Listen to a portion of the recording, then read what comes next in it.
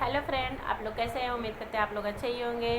तो चलिए, मेरा प्यारा सा गीत है तो आप लोग सुनिए। कैसे रही ससुरा के देश हो, पिया बोले पे ना बोले। कैसे रही ससुरा के देश हो, पिया बोले पे ना बोले। नैहर में होती मम्मी से कहती, नैहर में होती मम्मी से कहती, ससुरा में सास मलकिनिया हो, राजा राखई बाहिनिया। ससुरा में सास मलकिनिया हो, राजा राखई बाहिनिया।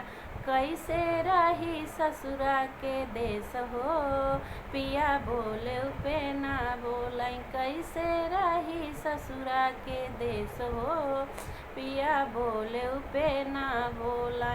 नैहर में होती भौजी से कहती, नैहर में होती भौजी से कहती, ससुरा में जेठनी मलकिनिया हो, राजा राखई बाहिनिया। ससुरा में जेठनी मलकिनिया हो, राजा राखई बाहिनिया। कैसे रही ससुरा का देश हो, राजा बोले पे ना बोले। कैसे रही ससुरा के देश हो, राजा बोले पे ना बोले। नैहर में होती दीदी से कहती, नैहर में होती बहिनी से कहती, ससुरा में ननद मलकिनिया हो, राजा राखई बाहिनिया।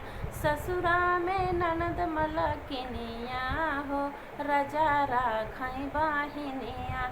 कैसे रही ससुरा के देश हो, राजा बोले पे ना बोले। कैसे रही ससुरा के देश हो, राजा बोले पे ना बोले। कैसे रही ससुरा के देश हो, राजा बोले पे ना